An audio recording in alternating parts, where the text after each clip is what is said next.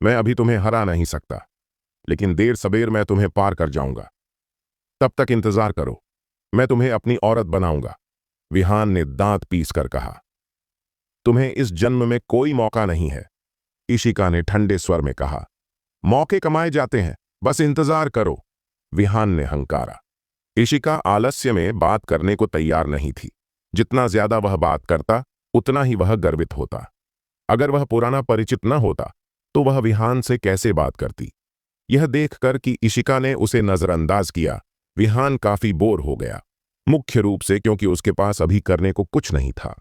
उसने अनायास पास खड़े रुद्र को नोटिस किया। लड़के, तुम कौन हो? मैंने तुम्हें पहले क्यों नहीं देखा? विहान ने भौहें सिकोड़ लीं। वह 10,000 तलवारों का महल के लोगों से बहुत परिचित था, खासकर युवा पीढ़ी से। उसने लगभग सभी युवा पीढ़ी से मुलाकात की थी, सिवाय रुद्र के। उसके सामने यह कुछ उद्दंड सा लड़का इतना अपरिचित था। रुद्र ने विहान को नजरअंदाज किया, बल्कि आश्चर्य के भाव से दूरी की ओर देखा, और फिर इशिका और हेमलता जी ने भी उधर देखा। आकाश में एक लहर दिखाई दी।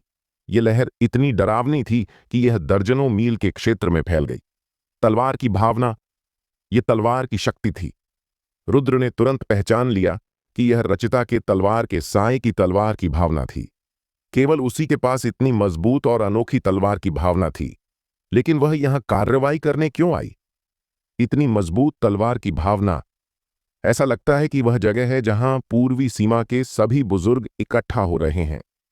तुम लोग यहां रुको, मैं स्थिति की जांच करने जा रही हूं, इधर उधर मत भटकना, हेमलता जी ने गंभीर चेहरा बनाया। निर्देश देने के बाद वह हवा में उड़कर स्थिति की जांच करने के लिए तैयार हो गई। एल, जल्दी से रक्षा संरचना को सक्रिय करो और 30 मील पीछे हटो, इशिका ने जल्दी से आदेश दिया, और 10,000 तलवारों का महल में सभी लोग तेजी से कार्रवाई में जुट गए। रुद्र लगातार दूर की ओर देख रहा था। उसका माथा सिकुड़ा हुआ था। आखिर वह रेड लोटस तलवार की छाया वहां क्या कर रही थी? इशिका ने कुछ नहीं कहा, लेकिन उसे दूर से उभरती हुई भयानक तलवार की भावना महसूस हुई। इस तलवार की भावना से उत्तेजित होकर उसकी अपनी तलवार की भावना भी हिलने डुलने के संकेत दिखाने लगी। यह वह है। इशिका को अचानक एहसास हुआ कि उस तलवार की भावना का मालिक कौन था। यह वही रहस्यमयी महिला तलवार सन्यासी थी जिसने उसे ट्रेनिंग हॉल में बेहोश कर दिया था। वह वास्तव में ट्रेनिंग हॉल से बाहर निकली थी और यहां तक कि डोंगजी लाओसू के जमावड़े की जगह पर लड़ने चली गई थी। आखिर वह क्या करना चाहती थी? इतनी ताकतवर, मुझे नहीं पता था कि एक तलवार सन्यासी के पास इतनी भयानक शक्ति हो सकती है। विहान ने प्रशंसा की और साथ ही इशिका से कहा, इशिका, तुम भविष्य में निश्चित रूप से इस तलवार सन्यासी से कमजोर नहीं होगी। वैसे मैंने सुना है कि तुम्हारा वाण तलवारों का शरीर पूरा हो गया है। तुम मुझे कब निजी तौर पर अपने वाण तलवारों का शरीर दिखाओगी? छन, एक तलवार की भावना अचानक विहान की गर्दन के नीचे छू गई। विहान का चेहरा तुरंत पीला पड़ गया। इशिका, तलवार की कोई आंखें नहीं होती। ये मजाक की बात नहीं है। तलवार को जल्दी वापस लो। विहान, अगर हम दोनों बचपन से एक दूसरे को नहीं जानते होते और अगर तुम्हारे पिता ने मेरे साथ दया नहीं की होती तो मैं तुम्हें सिर्फ उन शब्दों के आधार पर बहुत पहले मार चुकी होती, इशिका ने कहा।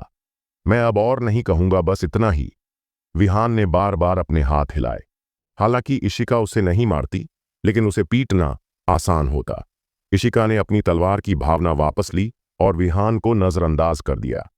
उसकी सुंदर आंखें लगातार दूर की ओर देखती रहीं, उभरती तलवार की भावना को महसूस करती रहीं। उसके शरीर में तलवार की भावना और अधिक उत्तेजित हो गई। तुरंत इशिका ने तलवार की भावना की लहरें छोड़ीं, जिससे वे बाहर की तलवार की भावना की लहरों में जा मिलीं। हालांकि ये तलवार की भावनाएं सभी टूट गईं, लेकिन इशिका के लिए यह तलवार की भावना का अभ्यास करने का एक तरीका था। इस तरह लगातार टूटने वाली तलवार की भावना के माध्यम से उसे अपनी तलवार की भावना में खामियों का पता चला। आखिरकार यह पहली बार था जब उसे इतनी मजबूत तलवार की भावना का सामना करना पड़ा था। तलवार की भावना एक के बाद एक छोड़ी गई और इशिका ने चुपचाप अपनी तलवार की भावना और तलवार की भावना के टकराव की हर प्रक्रिया को समझा। रुद्र चुपचाप देखता रहा, उसे परेशान किए बिना। ईशिका का प्रशिक्षण तरीका अनोखा नहीं है। कोई भी सैन्य सन्यासी इसे जानता है। रुद्र को इसकी जरूरत नहीं थी क्योंकि उसके लिए एक और उपयुक्त तरीका था। लड़के, मैंने तुमसे अभी पूछा था, तुम कौन हो? मैंने तुम्हें कभी 10,000 तलवारों का महल में नहीं देखा। विहान अचानक रुद्र को घूरने लगा। रुद्र मेरे द्वारा यहां आमंत्रित मित्र हैं। रुद्र के बोलने से पहले ईशिका ने पहले ही बोल दिया था। मित्र? विहान ने भौहें सिकोड़ लीं और रुद्र को ऊपर से नीचे तक देखा। साथ ही उसकी आंखों में सतर्कता थी, जैसे कि वह किसी दुश्मन का सामना कर रहा हो। उसने पहले रुद्र की ओर देखा भी नहीं था, लेकिन अब वह रुद्र को घूर रहा था। तुम्हारा उपनाम मौर्य है? हां, रुद्र ने हल्के से जवाब दिया। पूर्वी क्षेत्र में मैंने कभी किसी बड़े शख्स का नाम मौर्य नहीं सुना, और सभी शीर्ष ताकतों में मैंने कभी किसी शीर्ष युवा शख्स का नाम नहीं सुना। लड़के, तुम आखिर कहां से हो? मैं अनुमान नहीं लगाना चाहता, जल्दी बताओ। विहान ने भौहें सिकोड़ लीं। मेरे पास कोई पृष्ठभूमि नहीं है, मैं सिर्फ एक स्वतंत्र सन्यासी हूं, रुद्र ने हल्के से जवाब दिया। स्वतंत्र सन्यासी? विहान का चेहरा हैरान था, जैसे कि उसने कुछ अविश्वसनीय देखा हो। क्या तुम वाकई एक स्वतंत्र सन्यासी हो?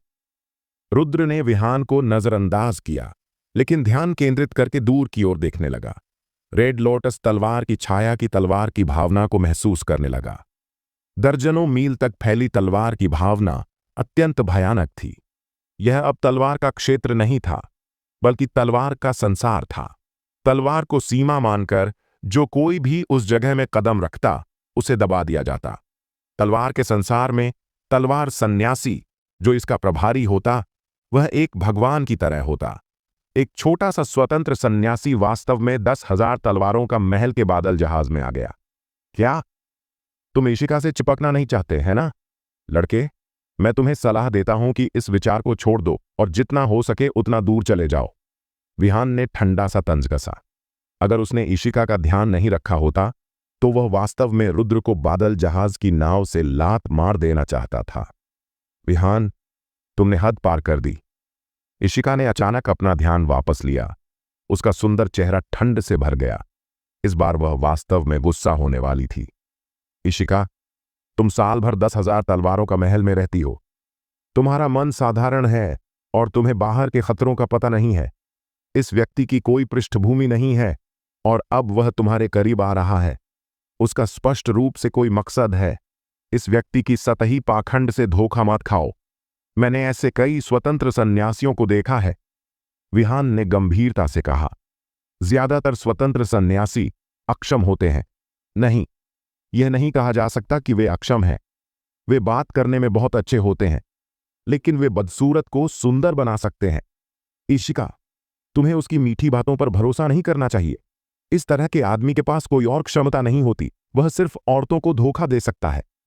क्षण घनी तलवार की भावना ने तुरंत विहान को घेर लिया और शक्तिशाली तलवार की भावना की शक्ति उसके चारों ओर उमड़ने लगी। ये वाण तलवारों का चक्र है। ईशिका, क्या तुम वास्तव में एक बाहरी व्यक्ति के लिए मुझे चोट पहुंचाने वाली हो?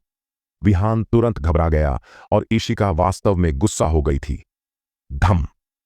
एक जोरदार धमाका जो दुनिया को हिला देता था, अचानक आया, और जो तलवार की भावना पहले दर्जनों मील तक फैली थी, वह अचानक तेजी से बढ़ गई और एक पल में 100 मील से अधिक हो गई। बादल जहाज तलवार की भावना से टकराया और ऊपर उठ गया। रक्षा संरचनाएं एक के बाद एक जल उठीं, लेकिन फिर भी तलवार की भावना ने उन्हें भेद दिया और वह लगभग छेद दिया गया। ईशिका ने विहान को छोड़ दिया और तेजी से कार्रवाई की। उसके बाद आकाश में तलवार की भावना फैल गई। अत्यंत शक्तिशाली तलवार की छाया लगातार उमड़ती रही, सभी भेदने वाली तलवार की भावना को रोकती रही। लगातार भेदने वाली तलवार की भावना को देखकर रुद्र का चेहरा तन गया। शायद कुछ हुआ होगा, वरना रेड लोटस तलवार की छाया अपनी पूरी शक्ति के साथ नहीं फटती। बस इतना है कि 100 मील का दायरा तलवार की भावना से ढक गया है। स्थिति का पता लगाना आसान नहीं हो सकता। हमें तलवार की भावना के खत्म होने का इंतजार करना होगा ताकि स्थिति की जांच की जा सके। इस समय तलवार की भावना से एक शानदार तलवार की ऊर्जा बाहर निकली। यह हेमलता जी थी। जो स्थिति की जांच करने गई थी। उसका चेहरा इस समय बहुत अच्छा नहीं दिख रहा था और उसके वस्त्रों पर कुछ टूटने के निशान थे। जाहिर है यह बिखरी हुई तलवार की भावना से कट गया था। हेमलता जी बादल जहाज में आई और उसने बादल जहाज पर अपनी हथेली से प्रहार किया। धम! बादल जहाज की गति नाटकीय रूप से बढ़ गई और यह तुरंत तलवार की भावना से प्रभावित क्षेत्र से बाहर निकल गया। 10,000 तलवारों का महल में सभी ने राहत की सांस ली और हेमलता जी भी इस समय बादल जहाज में वापस आ गई। इशिका ने अपनी तलवार की भावना वापस ली और हेमलता जी का सामना किया। आंटी, हेमलता, स्थिति कैसी है? मूल रूप से जब मैं वहां गई थी मुझे लगा था कि स्थिति स्थिर हो गई है, लेकिन मुझे नहीं पता था कि वह तलवार सन्यासी एक बड़ा शख्स था जिसने पहले ही पूछ लिया था। हेमलता जी ने गंभीर स्वर में कहा, आध्यात्मिक क्षेत्र के पूर्वी क्षेत्र में सभी बड़े शख्स जो पूछते हैं वे प्रमुख ताकतों में सबसे शक्तिशाली शख्स होते हैं। 10,000 तलवारों का महल का मालिक एक पथ क्षेत्र में बड़ा शख्स है।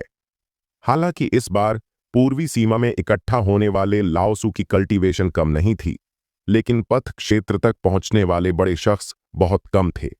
वह पहले से ही आध्यात्मिक क्षेत्र के पूर्वी क्षेत्र में एक शीर्ष शख्स था जब वह पथ क्षेत्र में प्रवेश कर गया था, और एक तलवार सन्यासी की बात तो और भी थी जो शीर्ष के शीर्ष पर था। हेमलता जी, क्या हो रहा है? कोई इतने बड़े शख्स को क्यों भड़काएगा? विहान ने बेशर्मी से पूछा। मुझे ठीक ठीक नहीं पता, मैं सिर्फ वहां जाकर देखने गई थी। वहां बहुत सारे लोग मर गए। कहा जाता है कि कई सालों से प्रसिद्ध कुछ बुजुर्गों को काट दिया गया। हेमलता जी ने आह भरी और कहा, मुझे नहीं पता कि किसने वास्तव में इस पूछने वाले महान तलवारबाज को भड़काया जिससे इतनी बड़ी मुसीबत हुई और अन्य लोगों को नुकसान उठाना पड़ा। इस समय सैकड़ों मील के क्षेत्र में फैली तलवार की भावना तेजी से ढह गई। तलवार की भावना खत्म हो गई, वह बड़ा शख्स शायद चला गया, इशिका ने कहा। यह अजीब है, तलवार की भावना को इतनी जल्दी खत्म नहीं होना चाहिए। इसे कम से कम आधा घंटा तो चलना चाहिए। हेमलता जी ने भौहें सिकोड़ लीं। तार्किक रूप से भले ही वह बड़ा तलवार सन्यासी चला गया हो, तलवार की भावना को कम से कम आधा घंटा तो चलना चाहिए। हालांकि इतनी जल्दी खत्म होना थोड़ा असामान्य है। हेमलता जी और अन्य लोग हैरान थे। केवल रुद्र जानता था कि तलवार की भावना इतनी जल्दी क्यों खत्म हो गई। रेड लोटस ब्लेड शैडो स्वयं एक वास्तविक तलवार सन्यासी नहीं थी, वह सिर्फ तलवार की छाया का एक क्लोन थी। सबसे मजबूत शक्ति को एक पल के लिए बनाए रखना अच्छा था। तलवार की भावना ढह गई और यह स्पष्ट था कि रेड लोटस तलवार की छाया की शक्ति खत्म हो गई थी। सुरक्षा सुनिश्चित करने के लिए हेमलता जी ने एक पल इंतजार किया और फिर बादल जहाज को जमावड़े की जगह की ओर उड़ने दिया। सभी लोग बादल जहाज पर खड़े होकर नीचे देखने लगे। सैकड़ों मील की त्रिज्या वाली जमीन पूरी तरह से समतल हो गई थी।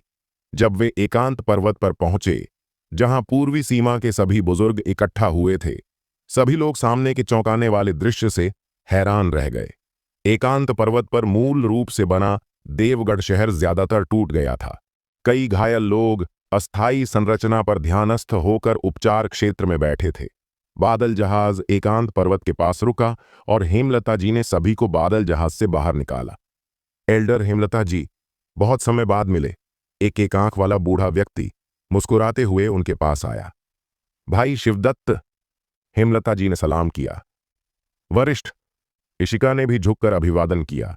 युवा महल मास्टर, कई सालों से नहीं देखा। आप जितनी बड़ी होती जा रही हैं उतनी ही सुंदर होती जा रही हैं। एक आंख वाला बूढ़ा व्यक्ति मुस्कुराते हुए बोला।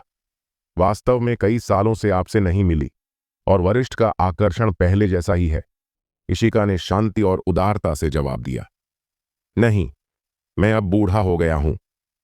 एक आंख वाले बूढ़े व्यक्ति ने अपनी दाढ़ी सहलाई और हंसा।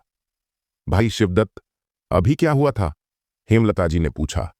एक आंख वाले बूढ़े व्यक्ति की मुस्कान फीकी पड़ गई और वह थोड़ा नाराज भी दिखा। जैसे ही मैंने इस बात का जिक्र किया, मुझे गुस्सा आ गया। इस बार मैं लगभग धोखा खा गया था। अगर मैंने जल्दी प्रतिक्रिया नहीं दी होती और समय पर भाग नहीं गया होता, तो मैं शायद उस तलवार से बहुत पहले मर चुका होता। इशिका ने एक आंख वाले बूढ़े व्यक्ति को आश्चर्य से देखा। यह एक लंबे समय से प्रसिद्ध बूढ़ा व्यक्ति था। हालांकि वह पूछने वाले जितना बड़ा नहीं था, लेकिन वह उससे बहुत अलग भी नहीं था। यहां तक कि अगर पूछने वाला बड़ा शख्स उसे मारना चाहता तो यह इतना आसान नहीं होता।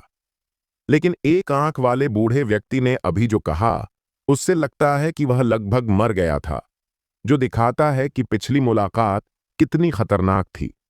हेमलता जी ने एक शब्द भी नहीं कहा, लेकिन चुपचाप अगले कदम का इंतजार किया।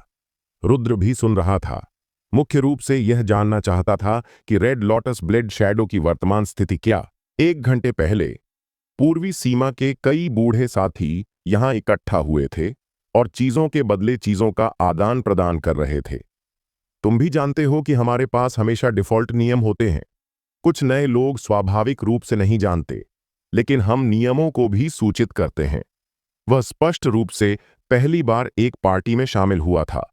ब्लैक ड्रैगन हिडन लैंड का वह कबीर इतना जिद्दी था कि वह उस व्यक्ति को भड़काने चला गया, और यहां तक कि उसने उसके पास जो कुछ था उसे धोखे से ले लिया। एक आंख वाले बूढ़े व्यक्ति ने कहा, यह ठीक था कि वह कबीर ने उस व्यक्ति को धोखा दिया। उसने हमें भी धोखा दिया।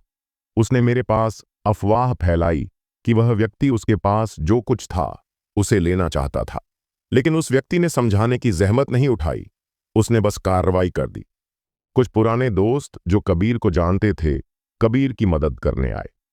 हम व्यवस्था बनाए रखना चाहते थे, इसलिए हमें कबीर के साथ कार्रवाई करने के लिए मजबूर होना पड़ा। किसने सोचा था कि अंत में उस व्यक्ति ने वास्तव में अपनी असली क्षमता छिपा रखी थी। कबीर कहाँ है? हेमलता जी ने गंभीरता से कहा। वह बहुत पहले मर चुका है। उसने उस व्यक्ति को गुस्सा दिलाया और पहली लड़ाई में ही उसका सिर काट दिया गया। एक आंख वाला बूढ़ा व्यक्ति सिर हिलाकर आह भरते हुए बोला, वरिष्ठ कबीर इतने मजबूत थे, उनका सिर काट दिया गया? विहान ने आश्चर्य से पूछा। उनके पिता और कबीर लंबे समय से एक साथ प्रसिद्ध शख्स थे, जिसमें एक आंख वाला बूढ़ा व्यक्ति भी शामिल था। हालांकि वह पूछने वाला बड़ा शख्स नहीं था, लेकिन वह इस स्तर के करीब था, लगभग सटीक पूछने के बराबर। जब तक इस स्तर तक पहुंचे लोग भागने के इच्छुक हों, तब तक पूछने वाला बड़ा शख्स भी उन्हें आसानी से नहीं मार सकता। तलवार सन्यासी पूछने के स्तर तक पहुंच गया है। यह वास्तव में डरावना है। तुम उस समय वहां नहीं थे। 40 से अधिक बुजुर्गों में से 7 को एक साथ मार दिया गया और 16 लोग गंभीर रूप से घायल हो गए। बाकी लोग कमोबेश घायल हो गए। एक आंख वाले बूढ़े व्यक्ति ने तनावपूर्ण चेहरे के साथ कहा। इन शब्दों को सुनकर विहान और अन्य लोग हैरान रह गए, और यहां तक कि हेमलता जी भी गंभीर दिख रही थी। 40 से अधिक बुजुर्गों ने मिलकर, हेमलता जी और अन्य लोगों ने नहीं सोचा था कि चीजें इस तरह से सामने आएंगी। मुख्य बात यह है कि 7 लोग मारे गए, 16 लोग गंभीर रूप से घायल हुए और बाकी लोग घायल हो गए। ऐसा रिकॉर्ड वास्तव में भयानक है। भले ही 10,000 तलवारों का महल मास्टर कार्रवाई करता, तो भी यह इससे ज्यादा नहीं होता। हैरानी के बाद हेमलता जी ने मदद नहीं कर सकी, लेकिन पूछा, वह कहाँ है? हार गया? हार गया? एक आंख वाला बूढ़ा व्यक्ति सिर हिलाकर कड़वाहट से हंसा। वह इतनी मजबूत है, वह कैसे हार सकती है? 40 से अधिक बुजुर्गों ने मिलकर 7 को मार दिया और 16 को गंभीर रूप से घायल कर दिया, लेकिन कोई भी उसके करीब नहीं पहुंच सका। मुझे नहीं पता कारण, लेकिन ऐसा लगता है कि उसने अपनी शक्ति बहुत ज्यादा होने के कारण रुक गया। हेमलता जी ने गहरी सांस ली।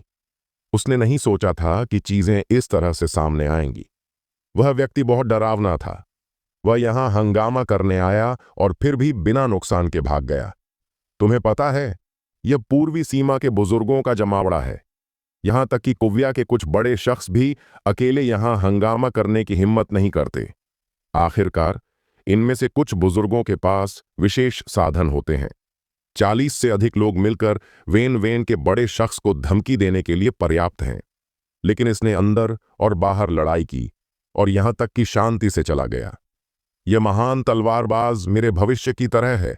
विहान ने दांत निकालकर कहा, 10 या 20 साल में मेरी बारी होगी। तुम अपने पिता से बहुत बेहतर हो। एक आंख वाले बूढ़े व्यक्ति ने विहान की ओर देखा। वरिष्ठ एक आंख की आंखें मशाल की तरह चमकती हैं। विहान की मुस्कान और भी चमकदार हो गई। तुम्हारे पिता के पास कोई और कौशल नहीं है, वह डींग मारने में बेहतर है। ठीक है, तुम्हारी संतानें वास्तव में उससे बेहतर हैं, एक आंख वाला बूढ़ा व्यक्ति ने जोड़ा। विहान की मुस्कान तुरंत गायब हो गई और उसका चेहरा अत्यंत बदसूरत हो गया। स्वाभाविक रूप से वह एक आंख वाले बूढ़े व्यक्ति का खंडन करने की हिम्मत नहीं करता था। यह एक बूढ़ा व्यक्ति था, यहां तक कि अगर उसके पिता आते तो एक आंख वाला बूढ़ा व्यक्ति शायद चेहरा नहीं दिखाता। हालांकि इतने सारे लोगों के सामने हंसी उड़ाना विहान बहुत नाखुश दिखा, खासकर ईशिका के सामने। वह अत्यंत शर्मिंदा था। तुम अभी भी यहां क्यों हो? विहान ने रुद्र को, जो एक तरफ खड़ा था, उसकी ओर देखा और ठंडे स्वर में कहा, क्या मैंने तुम्हें यहां से चले जाने के लिए नहीं कहा था? तुम अभी भी इतने बेशर्मी से मेरे पीछे क्यों हो? क्या तुम्हें शर्मिंदगी चाहिए? मत सोचो कि मुझे नहीं पता कि तुम इशिका के करीब आने का मकसद क्या है। तुम स्पष्ट रूप से जानते हो कि इशिका 10,000 तलवारों का महल की युवा महल मास्टर है, और फिर भी तुम उसके इतने करीब हो। तुम स्पष्ट रूप से ऊंचे पद पर चढ़ना चाहते हो।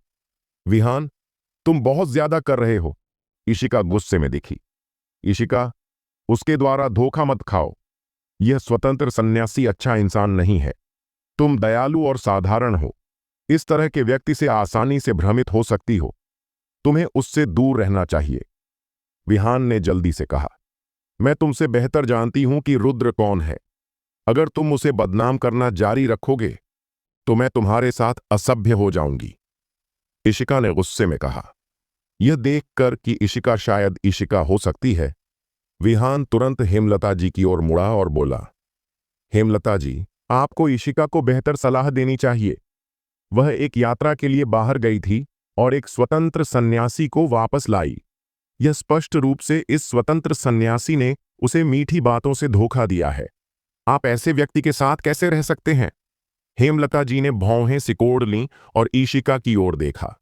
हेमलता जी, रुद्र निश्चित रूप से वह व्यक्ति नहीं है जैसा वह कहता है। रुद्र ने एक बार मेरी जान बचाई थी, ईशिका ने जल्दी से कहा। उसे परवाह नहीं थी कि विहान क्या सोचता है, लेकिन हेमलता जी वह थी जिसने उसे अकेले पाला था।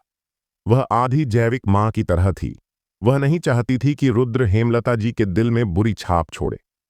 उसने तुम्हारी जान बचाई? हेमलता जी हैरान दिखी। इशिका की ताकत के साथ वास्तव में उसके समकालीनों में कुछ ही लोग थे जो उसके साथ प्रतिस्पर्धा कर सकते थे।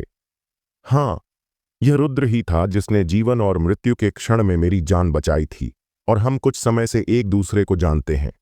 मुझे रुद्र के चरित्र पर भरोसा है। जब मैं बेहोश थी तब उसने मुझे पूरे रास्ते ढोया था। उसने कभी कोई अनुचित कार्य या विचार नहीं किया। इशिका ने सिर हिलाया और कहा, इशिका, उसके दिखावे से धोखा मत खाओ। सोचो, तुम इतनी आकर्षक हो और वह तुम्हें बेहोश होने पर भी नहीं छुआ। इसका क्या मतलब है? उसके पास दूसरा मकसद है, विहान ने जल्दी से कहा। साथ ही वह रुद्र को और भी बुरी नजरों से देखने लगा। इशिका बेहोश थी। रुद्र उसे ढो रहा था। उस समय क्या रुद्र ने वास्तव में इशिका को नहीं छुआ था? क्या होगा अगर इशिका ने झूठ बोला हो? वास्तव में रुद्र ने उसे पहले ही छू लिया था। विहान जितना ज्यादा सोचता था, उसका चेहरा उतना ही बदसूरत होता जाता था और उसके दिल में गुस्सा और जलन और तेज होती जा रही थी। वह और इशिका एक साथ बड़े हुए थे। इन वर्षों में उसे कभी इशिका का हाथ छूने का मौका नहीं मिला, और रुद्र ने पहले ही इशिका के साथ इतना करीबी रिश्ता बना लिया था। यह देखकर कि इशिका अडिग थी, विहान जल्दी से मुड़ा और हेमलता जी से बोला, हेमलता जी, यह व्यक्ति एक स्वतंत्र सन्यासी है, लेकिन वह इशिका के करीब है। उसका स्पष्ट रूप से एक मकसद है। मेरा मानना है कि इस व्यक्ति को भगा देना चाहिए और उसे फिर से इशिका के आधे कदम के पास नहीं आने देना चाहिए। बस। हेमलता जी ने विहान के शब्दों को बीच में ही काट दिया। युवा महल मास्टर विदेश यात्रा कर रही हैं। दोस्त कैसे बनाएं, यह युवा महल मास्टर का काम है। जहां तक मेरे संपर्क में आने वाले लोगों का कोई और मकसद है या नहीं, मैं इसे स्वयं देखूंगी और मुझे तुम्हारी दखलंदाजी की जरूरत नहीं है। तुम्हारे पास अभी भी बहुत सारी गड़बड़ चीजें हैं जिनका समाधान नहीं हुआ है। तुम पहले खुद का ध्यान रखो। हेमलता जी को बहुत अच्छे से पता था कि विहान कैसा व्यक्ति है। वह अपने पारिवारिक पृष्ठभूमि का फायदा उठाकर हर जगह बुराई करता था। और बहुत सारी मुसीबतें पैदा करता था। अगर उसके पास मजबूत पारिवारिक पृष्ठभूमि और 10,000 तलवारों का महल के साथ असाधारण रिश्ता नहीं होता तो वह इतनी आज़ादी से कैसे जी सकता? बेशक विहान स्वयं भी बहुत प्रतिभाशाली है। अगर ऐसा नहीं होता तो उसे इतना पक्षपात कैसे मिलता? रुद्र को भगाने के बजाय उसे हेमलता जी ने डांटा। विहान का चेहरा तुरंत उदास हो गया, खासकर जब उसने देखा कि इशिका रुद्र की रक्षा कर रही थी तो उसे और भी बुरा लगा। तुम्हें अब हमारे साथ आने की जरूरत नहीं है, इशिका ने उदासीनता से कहा।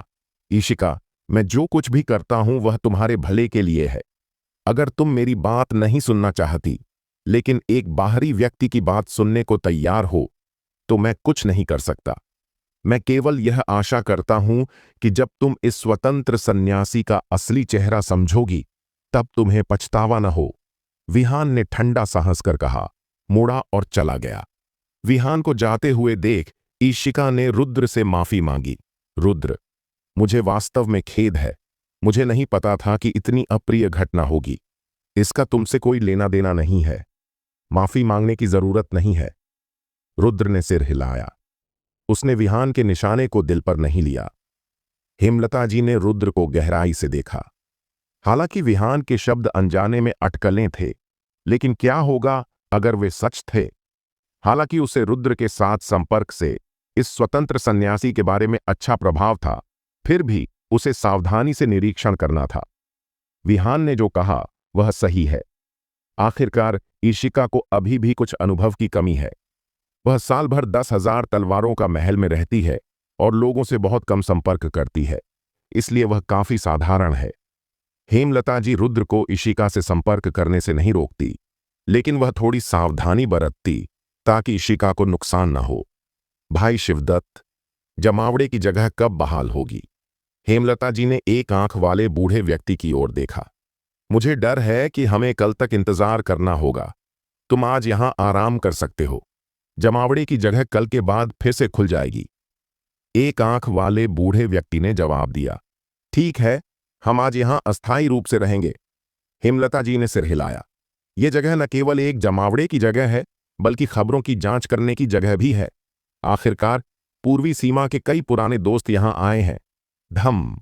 दूर में आकाश कांप उठा और एक 10,000 फीट लंबी विशाल युन नाव आकाश से बाहर निकलती दिखाई दी। यह युन नाव अत्यंत अनोखी थी।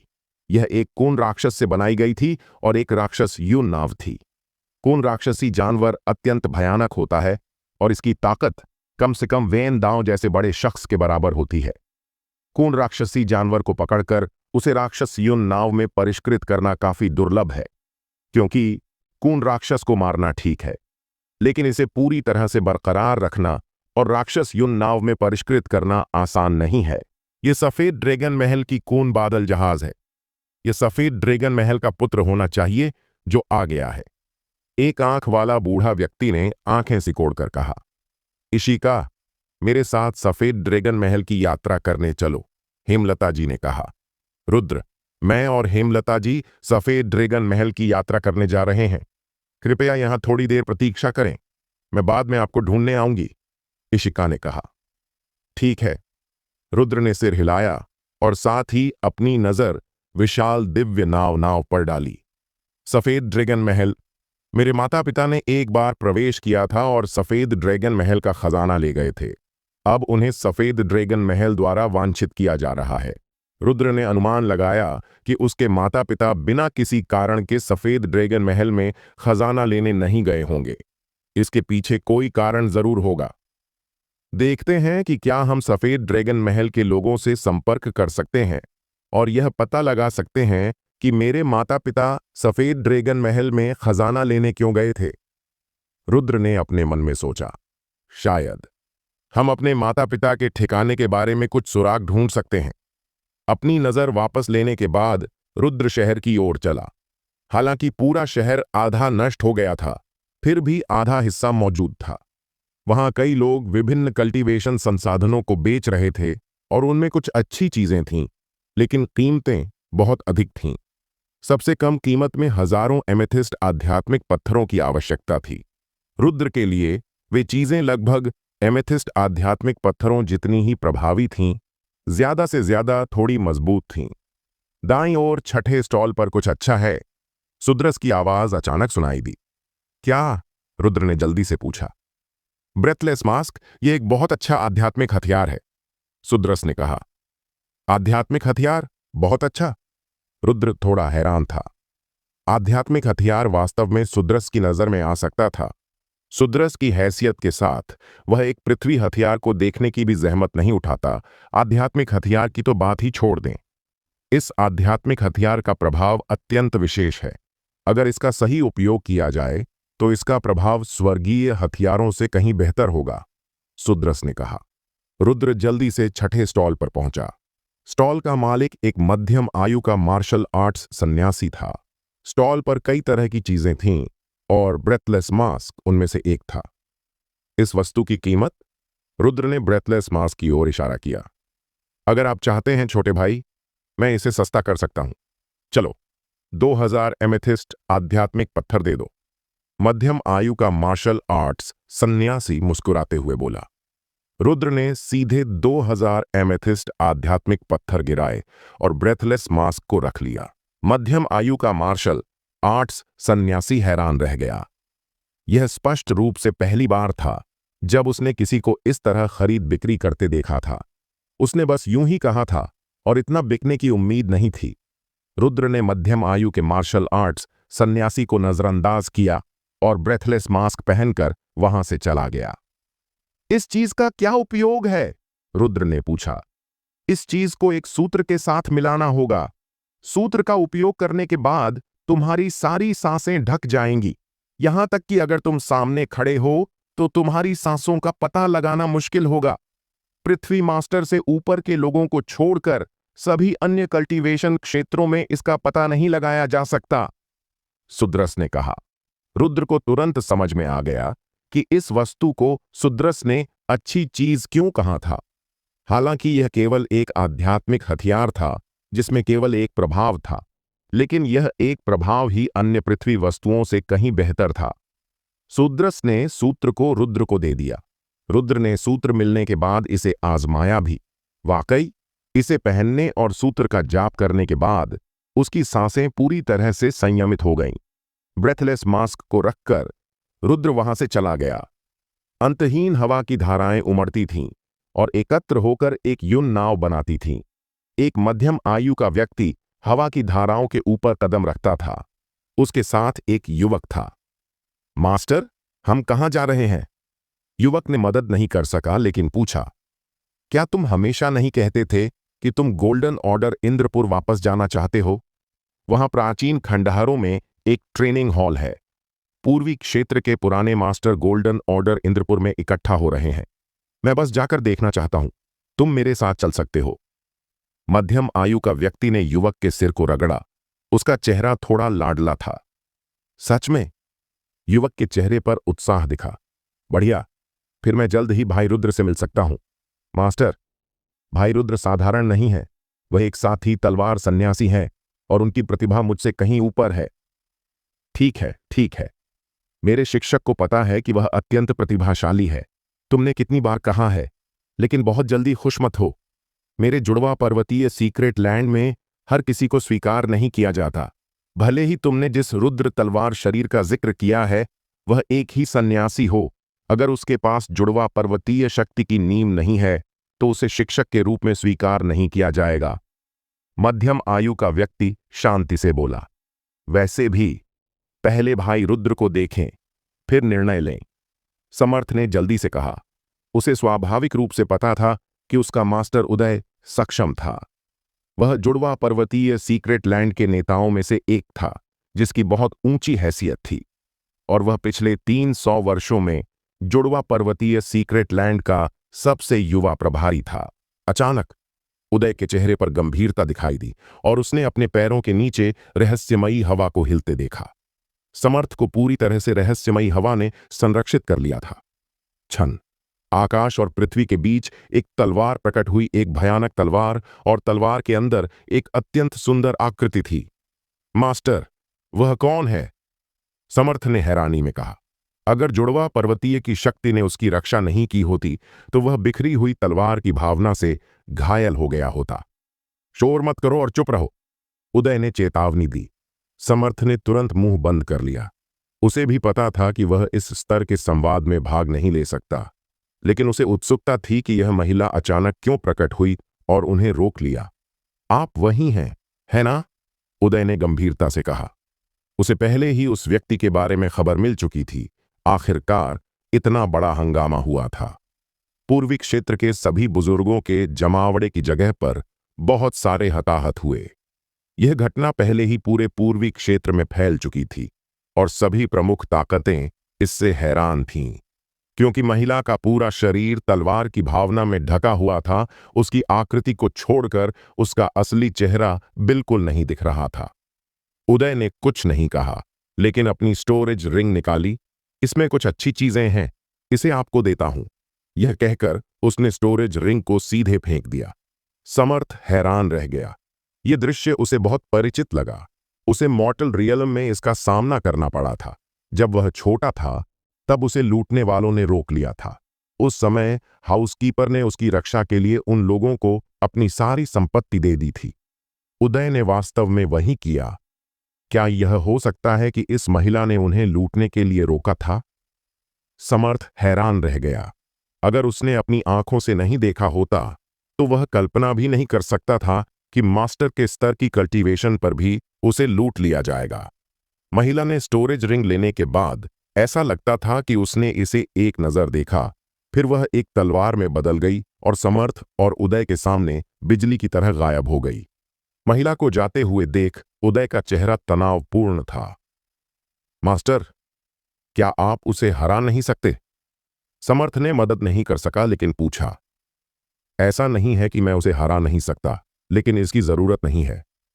अगर मैं उससे लड़ता तो तुम्हें कुछ हो जाता। हालांकि मैं उसके साथ कुछ समय तक प्रतिस्पर्धा कर सकता हूं। वह आखिरकार एक बड़ा शख्स है और अंत में निश्चित रूप से नुकसान होगा। ठीक है, कुछ संपत्ति खो दी, बस इतना ही। और उसने जो किया वह सिर्फ पैसा कमाना था। उदय ने यह कहते हुए मदद नहीं कर सका, लेकिन भौहें सिकोड़ लीं। बस इतना है कि वह हर जगह लूटपाट कर रही है। वह क्या कर रही है? उसकी क्षमता के साथ कल्टीवेशन संसाधन प्राप्त करना मुश्किल नहीं है। पूछने वाला बड़ा शख्स, और वह भी एक तलवार सन्यासी, उसे किसी भी ताकत द्वारा एक विशिष्ट अतिथि माना जाता। जब तक वह कुछ मांगती, वे ताकतें निश्चित रूप से उसकी मदद करतीं। हालांकि उसने लूटपाट का तरीका चुना। उदय समझ नहीं पाया। उसने सिर हिलाया और जल्दी से समर्थ को हवा के माध्यम से ले गया। उसे रेड लोटस ब्लेड शैडो से डर नहीं था। उसे बस डर था कि उसका कीमती शिष्य प्रभावित होगा। अगर दूसरा पक्ष समर्थ को मारना चाहता तो भले ही वह पूरी ताकत से उसकी रक्षा करता, शायद वह इसे बचा नहीं पाता। इसके अलावा रेड लोटस ब्लेड शैडो एकमात्र व्यक्ति थी जिसे उसने देखा था जो उसके लिए खतरा थी। दिव्य नाव नाव पर इशिका, हेमलता जी और अन्य लोग यात्रा करने आए और सफेद ड्रैगन महल के एल्डर दिलावर जल्दी से उनका स्वागत करने बाहर आए। आखिरकार इशिका 10,000 तलवारों का महल की युवा महल मास्टर थी और पूरे 10,000 तलवारों का महल का प्रतिनिधित्व करती थी। एल्डर दिलावर से मिली। इशिका ने सलाम किया। लंबे समय से नहीं देखा। युवा महल मास्टर न केवल और सुंदर हो गई हैं, बल्कि उनकी प्रगति भी बहुत हुई है। एल्डर दिलावर ने मुस्कुराते हुए कहा। क्या इस बार केवल आप ही आए हैं, एल्डर दिलावर? महल कहाँ है? हेमलता जी ने मदद नहीं कर सका, लेकिन पूछा। मुख्य हॉल अभी भी एकांतवास में है, एल्डर दिलावर ने कहा। सफेद ड्रैगन महल का मुख्य हॉल यहां है? हेमलता जी थोड़ा हैरान थी। तुम्हें पता होना चाहिए कि सफेद ड्रैगन महल का मुख्य हॉल साधारण नहीं है। प्रतिभा के मामले में यह इशिका से बहुत कम नहीं है। बस इतना है कि इशिका के विपरीत सफेद ड्रैगन महल का मुख्य हॉल शायद ही बाहर जाता है और मूल रूप से सफेद ड्रैगन महल में अभ्यास करता रहता है। महल मास्टर ने कहा कि ग्रैंड महल पुत्र के लिए हमेशा महल में कल्टीवेशन करना अच्छा नहीं है।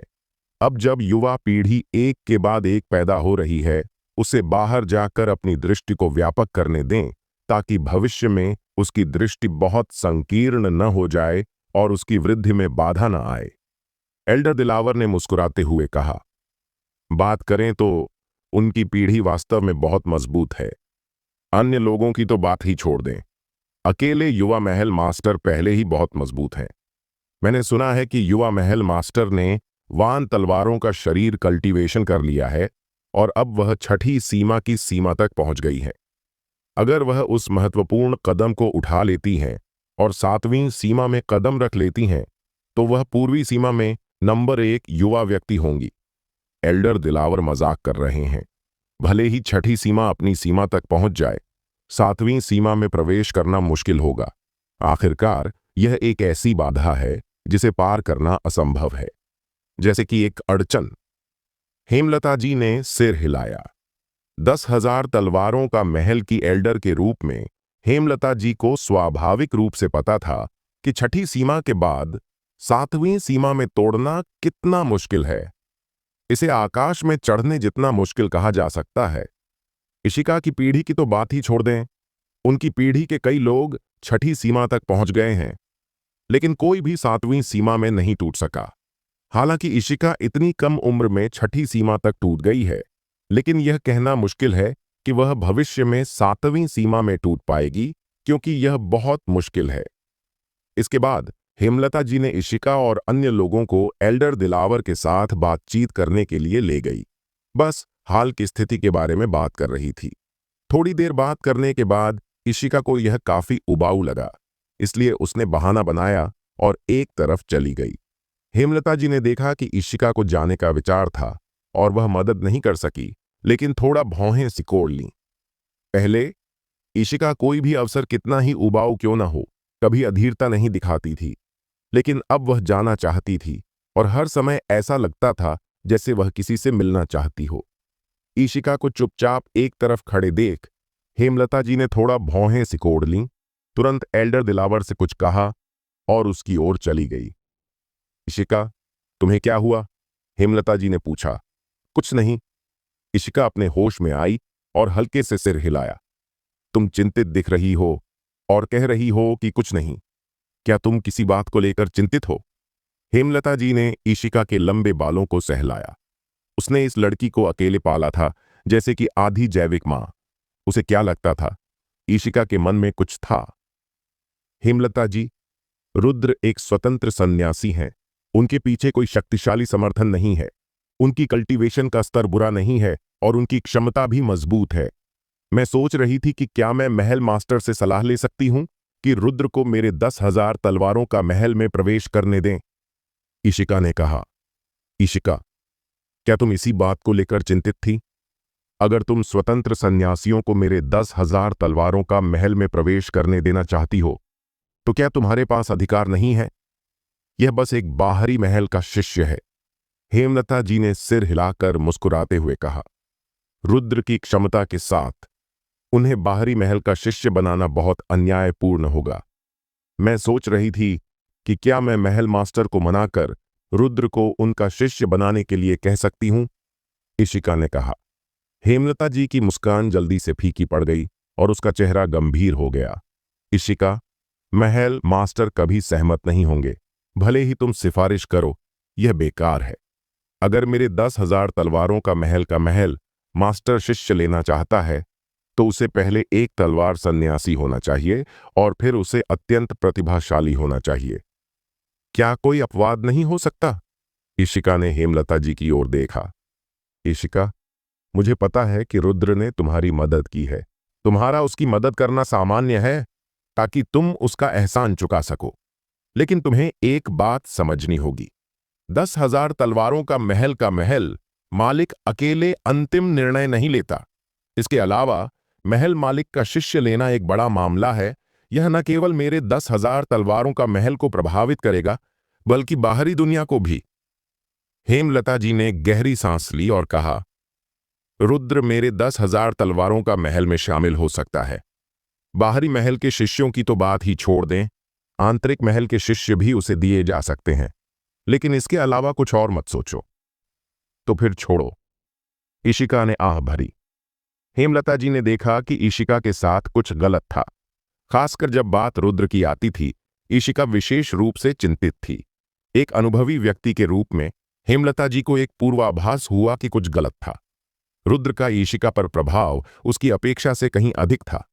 मुख्य बात यह है कि इस बार जब वह ईशिका के संपर्क में आई तो उसने जो कुछ भी उल्लेख किया वह रुद्र से संबंधित था। ईशिका की पतली आकृति को देखते हुए हेमलता जी को एहसास हुआ कि लड़की बड़ी हो गई थी और अब वह छोटी लड़की नहीं थी जो उसके पीछे चलती थी। भले ही ईशिका को इसका एहसास हो या न हो, रुद्र नाम का यह युवक उस पर बहुत प्रभाव डाल चुका है और शायद उसने रुद्र के लिए पसंद भी विकसित कर ली है। अगर उस रुद्र की असाधारण पृष्ठभूमि होती तो कम से कम उसे मौका तो मिलता, लेकिन वह सिर्फ एक स्वतंत्र सन्यासी है। हेमलता जी ने असहाय रूप से आह भरी।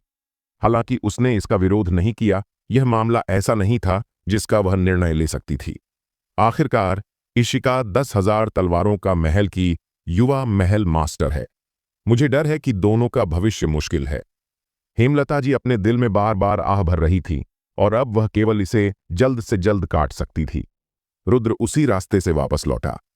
इस समय उसके सामने एक परिचित आकृति प्रकट हुई। यह हेमलता जी थी, एल्डर हेमलता जी। रुद्र ने हाथ जोड़कर अभिवादन किया। रुद्र को अभी भी एल्डर हेमलता जी के प्रति अच्छा प्रभाव था। कम से कम उसने दूसरों की तरह यह जानने के बाद कि वह एक स्वतंत्र सन्यासी है, घमंड नहीं दिखाया। इसके बजाय वह एक एल्डर की तरह थी जो उसे अच्छी तरह से अभ्यास करने के लिए कह रही थी। मेरे साथ आओ। हेमलता जी ने रुद्र को देखा और उदासीनता से कहा। रुद्र एक पल के लिए हिचकिचाया और फिर उसके पीछे चल पड़ा। थोड़ी देर बाद रुद्र एल्डर हेमलता जी के पीछे एक एकांत जगह पर पहुंचा जहां लगभग कोई नहीं गुजरता था। एल्डर हेमलता जी रुक गई, धीरे धीरे अपना सिर घुमाया और रुद्र को देखा। उसके चेहरे पर एक अनियंत्रित जटिलता और असहायता का भाव था। सतह पर रुद्र काफी सुंदर था, हालांकि विहान जितना अच्छा दिखने वाला लड़का नहीं था, लेकिन तुलनात्मक रूप से रुद्र का स्वभाव बहुत अनोखा और शांत था, जो विहान से कहीं बेहतर था। यह रुद्र का अनोखा और शांत स्वभाव ही था जिसके कारण एल्डर हेमलता जी को विहान की तुलना में रुद्र ज्यादा पसंद था। यह देखकर कि एल्डर हेमलता जी चुप रही और केवल उसे देखती रही, रुद्र ने कुछ नहीं कहा बल्कि चुपचाप इंतजार किया। यह शांति हेमलता जी को अपने दिल में बेहतर महसूस करा रही थी। रुद्र की उम्र में इतना शांत और संयमित होना वास्तव में दुर्लभ है। अगर यह विहान होता तो वह उसके बोलने से पहले ही चिल्लाना शुरू कर देता। भाई रुद्र ने इतनी कम उम्र में इस स्तर की कल्टीवेशन और क्षमता हासिल कर ली है। अगर वह अपने साथी स्वतंत्र सन्यासियों में सबसे अच्छा नहीं है तो वह पहले से ही शीर्ष पर है। हालांकि तुमने अभी शुरू किया है और भविष्य में मार्शल आर्ट्स में तुम्हारी यात्रा अभी लंबी है, हेमलता जी ने कहा। एल्डर ने मेरी तारीफ की। एल्डर मुझे सिर्फ तारीफ करने के लिए नहीं आए, है ना? रुद्र ने हेमलता जी को देखा और कहा। इन शब्दों को सुनकर हेमलता जी ने हल्के से सिर हिलाया। ऐसा लगता था कि रुद्र एक समझदार व्यक्ति था और उसने स्पष्ट रूप से कुछ अनुमान लगाया था। चूंकि वह एक समझदार व्यक्ति था तो इधर उधर की बात करने की जरूरत नहीं थी। ऐसे में मैं अपना समय बर्बाद नहीं करूंगी। मैं तुमसे यह कहने आई हूं कि तुम युवा महल मास्टर से एक निश्चित दूरी बनाए रखो, हेमलता जी ने धीरे धीरे कहा। तुम्हें युवा महल मास्टर की पहचान पता होनी चाहिए। वह 10,000 तलवारों का महल की भविष्य की उत्तराधिकारी है। हालांकि हमारा 10,000 तलवारों का महल पूर्व में शीर्ष ताकत नहीं है, फिर भी यह 10,000 वर्षों की ताकत है। यह हजारों वर्षों से चली आ रही है और इसका इतिहास लंबा है। ऐसा नहीं है कि युवा महल मास्टर की शादी नहीं हो सकती, लेकिन जो व्यक्ति उसके योग्य है उसे कम से कम 10,000 वर्षों की ताकत की शीर्ष पीढ़ी का होना चाहिए। एक सामान्य कहावत का उपयोग करें तो कम से कम यह एक अच्छा मेल होना चाहिए। यह हमारे 10,000 तलवारों का महल की सबसे बुनियादी आवश्यकता है। छोटे भाई, स्पष्ट रूप से कहूं, तुम सिर्फ एक स्वतंत्र सन्यासी हो। मैं समझ गया, आपको कुछ और कहने की जरूरत नहीं है।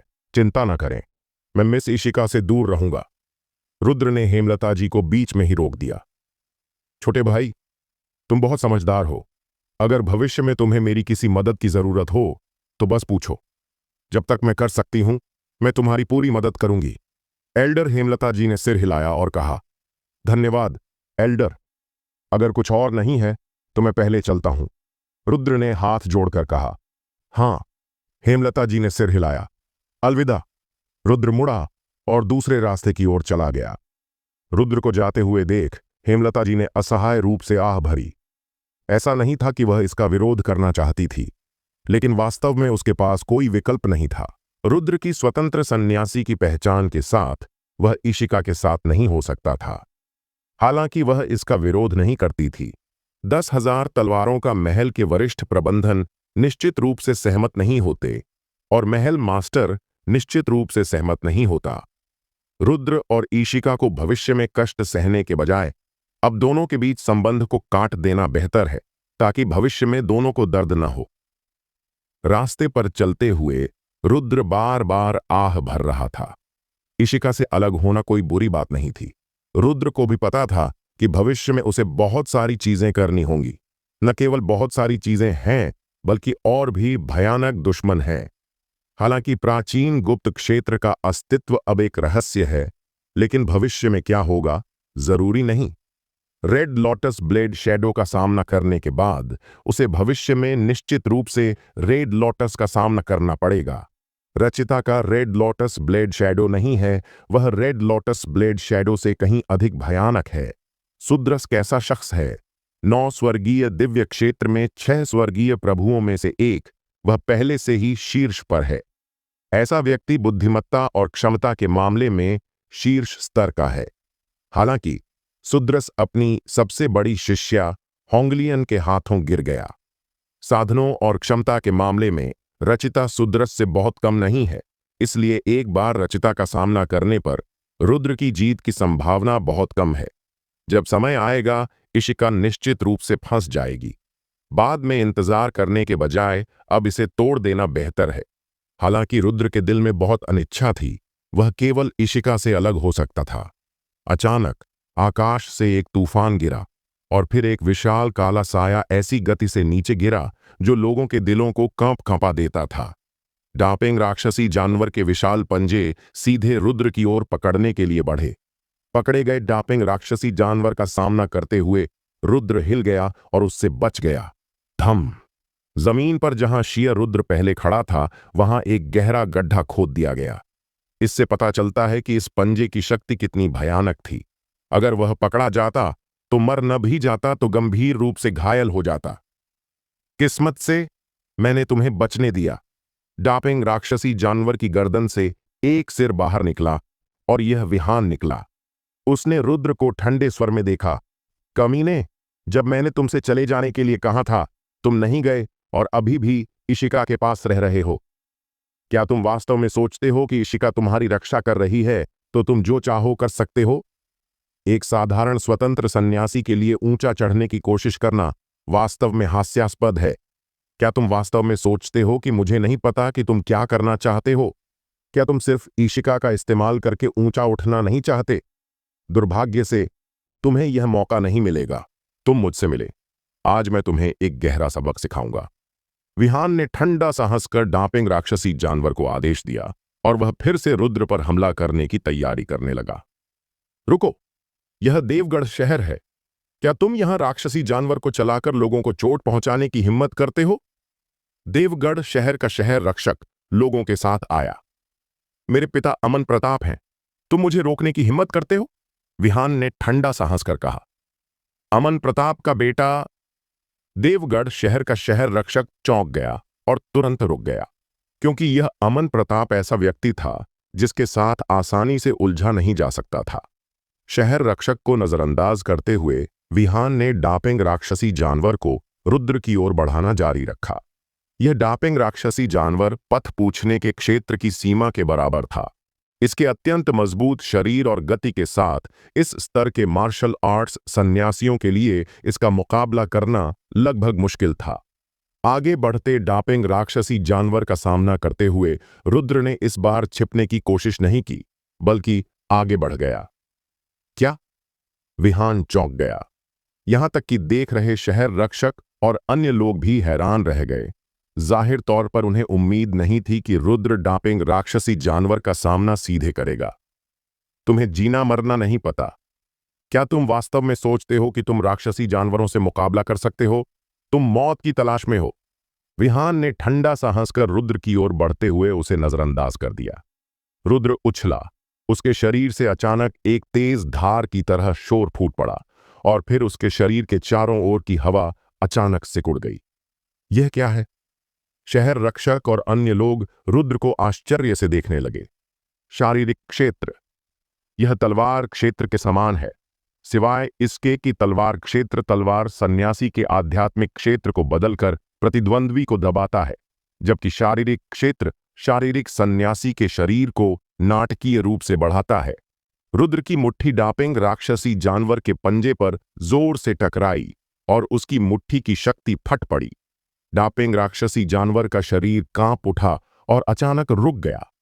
वह शारीरिक सम्राट है। कितना भयानक शरीर! शहर रक्षक और अन्य लोग रुद्र को हैरानी से देखने लगे। विहान भी हैरान था। उसे स्पष्ट रूप से उम्मीद नहीं थी कि रुद्र एक शारीरिक सन्यासी होगा और इतने शक्तिशाली शरीर वाला शारीरिक सन्यासी जो डापिंग राक्षसी जानवर से मुकाबला कर सकता था। मुझे मारो, उसे मार डालो, मुझे विश्वास नहीं कि वह बच सकता है। विहान जलन से गुस्से में था। इस स्वतंत्र सन्यासी ने इशिका को धोखा दिया था और शायद उसके करीब रहा था। अब वह एक शारीरिक सम्राट भी है। ऐसा लड़का शारीरिक सम्राट कैसे बन सकता है? विहान जितना ज्यादा सोचता था उतना ही वह अनिच्छुक और गुस्से में होता जाता था। डापिंग राक्षसी जानवर नीचे गिरता रहा। इसके पंजे बार बार रुद्र की ओर पकड़ने के लिए बढ़ रहे थे। रुद्र न तो छिपा और न ही टाला, बल्कि सीधे डापिंग राक्षसी जानवर का सामना किया। उसकी मुट्ठियां लगातार अत्यंत शक्तिशाली मुक्कों के साथ फट रही थीं। एक के बाद एक मुक्का वे डापिंग राक्षसी जानवर के पंजों में जा टकराए। धम धम धम। मुट्ठियों और पंजों के टकराव के तहत रुद्र ने अकेले डापिंग राक्षसी जानवर को रोक लिया। यह दृश्य शहर रक्षकों को हैरान कर गया। यह पहली बार था जब उन्होंने किसी को बिना पीछे हटे राक्षसी जानवर का सामना करते देखा था। रुद्र की मुट्ठी से 4 परतों की बुरी ऊर्जा और गैंगजिन की शक्ति लगातार निकल रही थी, और गैंगजिन शक्ति की तीक्ष्णता डापिंग राक्षसी जानवर के पंजे के मांस में घुस गई और बुरी ऊर्जाएं ऊपर की ओर क्षरण करने लगीं। जैसे जैसे लड़ाई जारी रही, डापिंग राक्षसी जानवर और अधिक हिचकिचाने लगा, क्योंकि उसे अपने पंजों में दर्द महसूस हो रहा था, जैसे कि कुछ इसे क्षरण कर रहा हो। हमला करो और उसे फाड़ दो। डापिंग राक्षसी जानवर को पीछे हटते देख विहान अचानक गुस्से में आ गया। विहान को नहीं पता था कि एक राक्षसी जानवर हमेशा एक राक्षसी जानवर ही होता है, चाहे राक्षसी जानवर कितना भी मजबूत क्यों न हो। वह मार्शल आर्ट्स सन्यासी जितना अच्छा नहीं हो सकता, वरना वह विहान से, जो उससे कमजोर था, वश में नहीं होता। राक्षसी जानवर की शक्ति इसके पूर्ण शारीरिक और ताकत के लाभ में निहित है। अगर यह लाभ दुश्मन को तुरंत नष्ट नहीं कर सकता और दुश्मन द्वारा इसे खपत में खींच लिया जाता है, तो राक्षसी जानवर की हार की संभावना बहुत अधिक होती है। रुद्र अचानक उछला। जल्दी उसे निगल लो! विहान खुशी से चिल्लाया और जल्दी से डापिंग राक्षसी जानवर को कार्रवाई करने का आग्रह किया। डापिंग राक्षसी जानवर, जो मूल रूप से बचना चाहता था, को विहान के आदेश का पालन करना पड़ा और उसने अपना मुंह खोलकर रुद्र को काट लिया। कितना मूर्ख! रुद्र ने अपने दिल में चुपके से आह भरी। राक्षसी जानवर में स्वाभाविक रूप से अच्छे भाग्य की तलाश करने और आपदा से बचने की प्रवृत्ति होती है।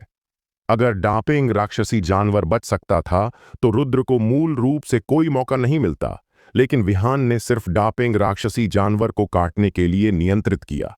धम! रुद्र की आंखों में बिजली चमकी।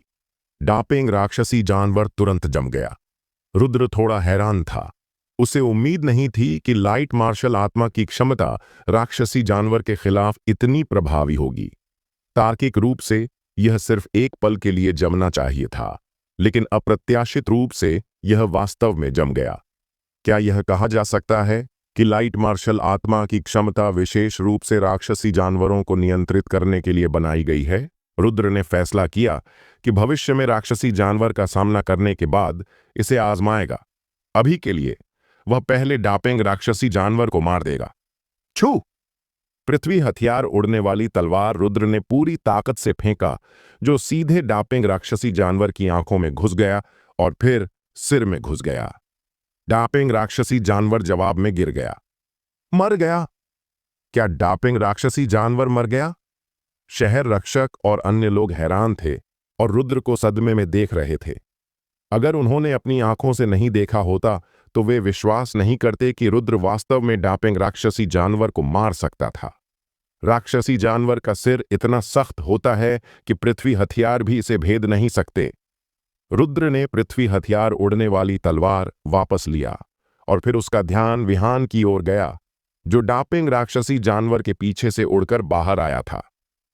रुद्र को देखकर विहान का चेहरा अत्यंत पीला पड़ गया और वह अनजाने में एक कदम पीछे हट गया। रुद्र को बकवास करने की फुर्सत नहीं थी और उसके पैर अचानक हिल गए। बिजली की तरह विहान की ओर दौड़े और विशाल मुट्ठी की शक्ति उभर आई। धम! रुद्र ने विहान पर एक मुक्का मारा। हालांकि इस पल में आकाश से एक भयानक शक्ति नीचे गिरी, जिसने रुद्र की मुट्ठी की मंशा को सीधे तोड़ दिया और साथ ही बची हुई शक्ति रुद्र की ओर बढ़ी।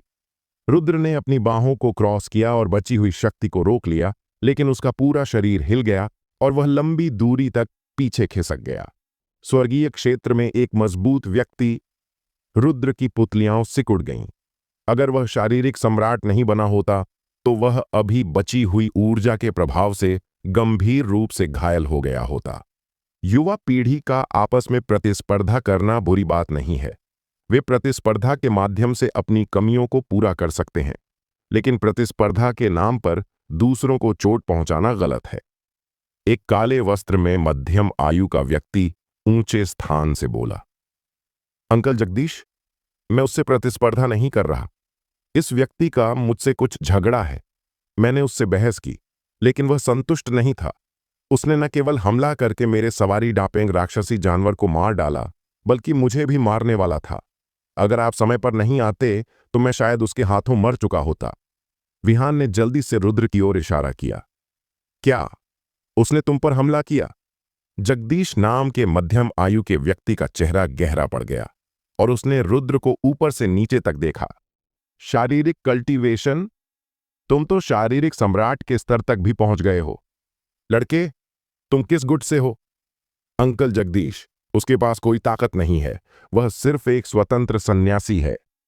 विहान ने जल्दी से कहा। स्वतंत्र सन्यासी? तुम्हें यकीन है? जगदीश ने भौहें सिकोड़ लीं। उसने खुद कहा था, अगर वह वास्तव में शक्तिशाली होता तो वह कैसे कहता कि वह एक स्वतंत्र सन्यासी है? विहान ने जल्दी से कहा। जगदीश ने हल्के से सिर हिलाया, रुद्र को ऊपर से नीचे तक देखा, फिर रुद्र की ओर इशारा किया और गहरे स्वर में बोला, तुम तुरंत यहां आओ। विहान को झुककर माफी मांगो। पहले देखो कि विहान संतुष्ट है या नहीं। अगर वह संतुष्ट है तो मैं तुम्हें हल्की सजा देने पर विचार करूंगा। सुन लो, मैं तुमसे कह रहा हूं कि यहां से निकल जाओ। यहां आने की बात नहीं। विहान ने ठंडे स्वर में कहा। रुद्र ने उसके डापिंग राक्षसी जानवर को मार डाला और लगभग उसे भी मार डाला। वह नहीं चाहता था कि रुद्र इतनी आसानी से मरे और उसे यातना देना चाहता था। मुझे हल्की सजा देना? रुद्र ने विहान को नजरअंदाज किया और जगदीश को देखा। तुम्हें मुझसे निपटने की क्या योग्यता है? उसने कहा कि मैंने उस पर हमला किया और मार डाला, और तुमने विश्वास कर लिया? क्या तुमने उसे डापिंग राक्षसी जानवर लेकर मुझ पर हमला करते नहीं देखा? शायद तुमने नहीं देखा, लेकिन तुम स्पष्ट रूप से शहर रक्षकों से पूछ सकते थे, लेकिन तुमने नहीं पूछा। तुमने तो कुछ भी नहीं पूछा, लेकिन तुम पहले से ही विहान का पक्ष ले चुके हो। चूंकि तुम उसकी मदद करने जा रहे थे, तो तुम ऐसा क्यों दिखाते हो जैसे तुम खुद को साबित नहीं कर रहे? तुम मुझसे इस तरह बात करने की हिम्मत करते हो? अगर मैं आज तुम्हें नहीं मारता तो मेरा उपनाम तुम्हारा होगा। जगदीश तुरंत गुस्से में आ गया, उछला और मौके पर ही रुद्र पर तमाचा जड़ दिया। धम!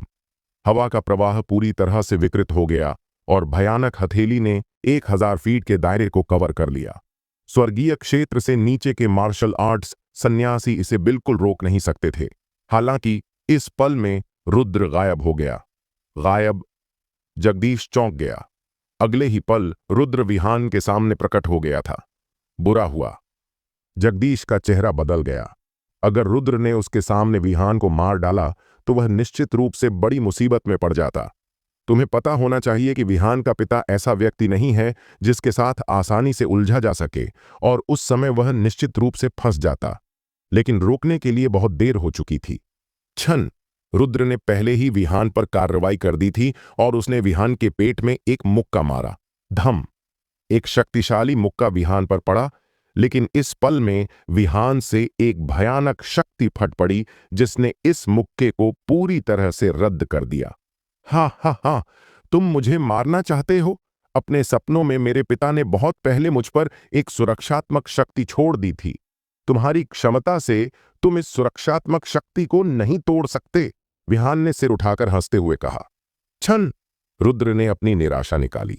यह क्या है? स्वर्गीय हथियार। जगदीश ने रुद्र को सदमे में देखा। निराशा की शक्ति छोड़ी गई। रुद्र ने सीधे नीचे काट दिया और तलवार मास्टर की भयानक शक्ति छोड़ी गई।